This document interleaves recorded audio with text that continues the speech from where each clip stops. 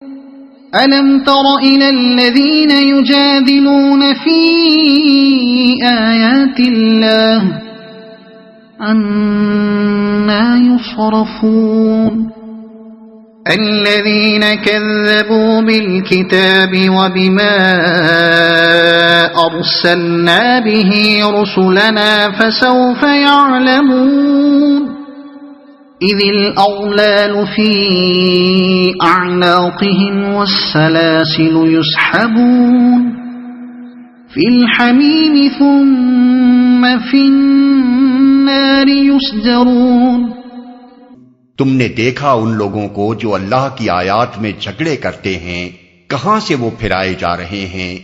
یہ لوگ جو اس کتاب کو اور ان ساری کتابوں کو جھٹلاتے ہیں جو ہم نے اپنے رسولوں کے ساتھ بھیجی تھیں، ان قریب انہیں معلوم ہو جائے گا جب طوق ان کی گردنوں میں ہوں گے اور زنجیریں جن سے پکڑ کر وہ کھولتے ہوئے پانی کی طرف کھینچے جائیں گے اور پھر دوزخ کی آگ میں جھونک دیے جائیں گے۔ کہاں سے وہ پھرائے جا رہے ہیں؟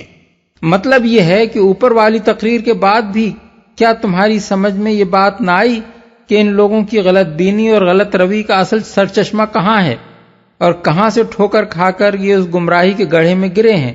واضح رہے کہ یہاں تم کا خطاب نبی صلی اللہ علیہ وسلم سے نہیں ہے، بلکہ ہر وہ شخص مخاطب ہے جو ان آیات کو پڑھے یا سنے۔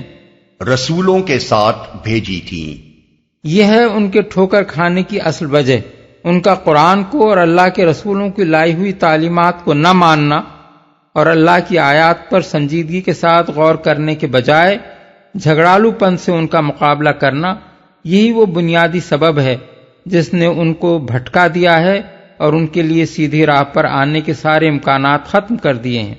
آگ میں جھونک دیے جائیں گے، یعنی جب وہ پیاس کی شدت سے مجبور ہو کر پانی مانگیں گے تو دوزخ کے کارکن ان کو زنجیروں سے کھینچتے ہوئے ایسے چشموں کی طرف لے جائیں گے جن سے کھولتا ہوا پانی نکل رہا ہوگا، اور پھر جب وہ اسے پی کر فارغ ہوں گے تو پھر وہ انہیں کھینچتے ہوئے واپس لے جائیں گے اور دوزخ کی آگ میں جھونک دیں گے۔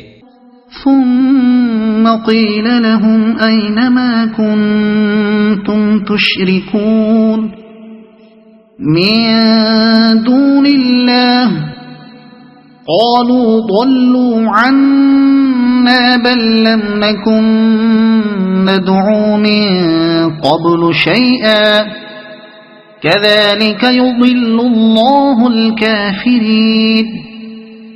پھر ان سے پوچھا جائے گا اب کہاں ہیں اللہ کے سوا وہ دوسرے خدا جن کو تم شریک کرتے تھے؟ وہ جواب دیں گے کھوئے گئے وہ ہم سے، بلکہ ہم اس سے پہلے کسی چیز کو نہ پکارتے تھے۔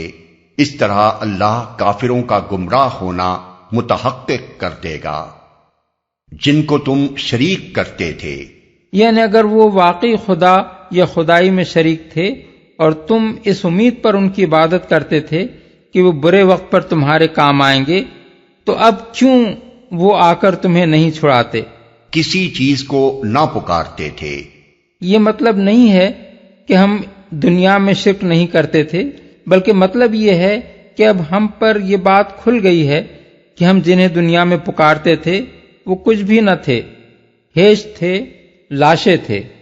ذَلِكُمْ بِمَا كُنْتُمْ تَفْرَحُونَ فِي الْأَرْضِ بِغَيْرِ الْحَقِّ وَبِمَا كُنْتُمْ تَمْرَحُونَ ادخلوا ابواب جہنم خالدین فیہا فبئس مثوى المتکبرین۔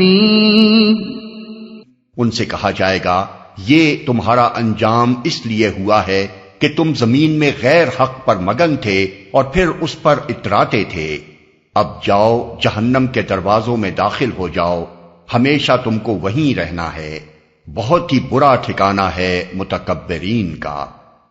پھر اس پر اتراتے تھے، یعنی تم نے صرف اتنے ہی پر اکتفا نہ کیا کہ جو چیز حق نہ تھی اس کی تم نے پیروی کی، بلکہ تم اس غیر حق پر ایسے مگن رہے کہ جب حق تمہارے سامنے پیش کیا گیا تو تم نے اس کی طرف التفات نہ کیا اور الٹے اپنی باطل پرستی پر اتراتے رہے۔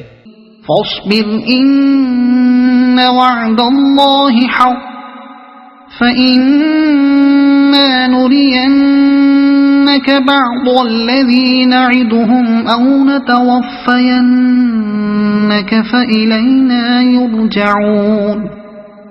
بس اے نبی صبر کرو، اللہ کا وعدہ برحق ہے۔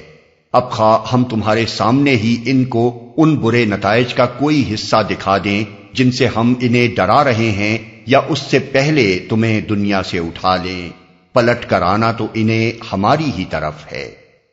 صبر کرو، یعنی جو لوگ جھگڑالو پن سے تمہارا مقابلہ کر رہے ہیں اور ذلیل ہتھ کنڈوں سے تمہیں نیچا دکھانا چاہتے ہیں، ان کی باتوں اور ان کی حرکتوں پر صبر کرو، ہماری ہی طرف ہے۔ یعنی یہ ضروری نہیں ہے کہ ہم ہر اس شخص کو جس نے تمہیں زک دینے کی کوشش کی ہے اسی دنیا میں اور تمہاری زندگی ہی میں سزا دے دیں، یہاں کوئی سزا پائے یا نہ پائے، بہرحال وہ ہماری گرفت سے بچ کر نہیں جا سکتا، مر کر تو اسے ہمارے پاس ہی آنا ہے، اس وقت وہ اپنے کرتوتوں کی بھرپور سزا پالے گا۔ وَلَقَدْ أَرْسَلْنَا رُسُلًا مِّن قَبْلِكَ مِنْهُم مَّن قَصَصْنَا عَلَيْكَ وَمِنْهُم مَّن لَّمْ نَقْصُصْ عَلَيْكَ وَمَا كَانَ لِرَسُولٍ أَن يَأْتِيَ بِآيَةٍ إِلَّا بِإِذْنِ اللَّهِ فَإِذَا جَاءَ أَمْرُ اللَّهِ قُضِيَ بِالْحَقِّ وَخَسِرَ هُنَالِكَ الْمُبْطِلُونَ۔ اے نبی، تم سے پہلے ہم بہت سے رسول بھیج چکے ہیں، جن میں سے بعض کے حالات ہم نے تم کو بتائے ہیں اور بعض کے نہیں بتائے۔ کسی رسول کی بھی یہ طاقت نہ تھی کہ اللہ کے اذن کے بغیر خود کوئی نشانی لے آتا، پھر جب اللہ کا حکم آ گیا تو حق کے مطابق فیصلہ کر دیا گیا اور اس وقت غلط کار لوگ خسارے میں پڑ گئے۔ اے نبی، یہاں سے ایک اور موضوع شروع ہو رہا ہے۔ کفار مکہ رسول اللہ صلی اللہ علیہ وسلم سے کہتے تھے کہ ہم آپ کو اس وقت تک خدا کا رسول نہیں مان سکتے جب تک آپ ہمارا منہ مانگا معجزہ ہمیں نہ دکھا دیں۔ آگے کی آیات میں ان کی اسی بات کو نقل کیے بغیر اس کا جواب دیا جا رہا ہے۔ کوئی نشانی لے آتا، یعنی کسی نبی نے بھی کبھی اپنی مرضی سے کوئی معجزہ نہیں دکھایا ہے اور نہ کوئی نبی خود معجزہ دکھانے پر قادر تھا۔ معجزہ تو جب بھی کسی نبی کے ذریعے سے ظاہر ہوا ہے اس وقت ظاہر ہوا ہے جب اللہ نے یہ چاہا کہ اس کے ہاتھ سے کوئی معجزہ کسی منکر قوم کو دکھایا جائے۔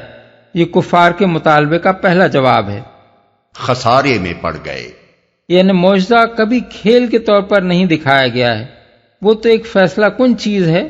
اس کے ظاہر ہو جانے کے بعد جب کوئی قوم نہیں مانتی تو پھر اس کا خاتمہ کر دیا جاتا ہے۔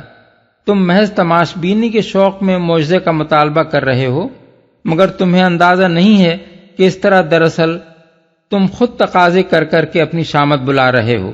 یہ کفار کے اس مطالبے کا دوسرا جواب ہے اور اس کی تفصیلات اس سے پہلے قرآن میں متعدد مقامات پر گزر چکی ہیں۔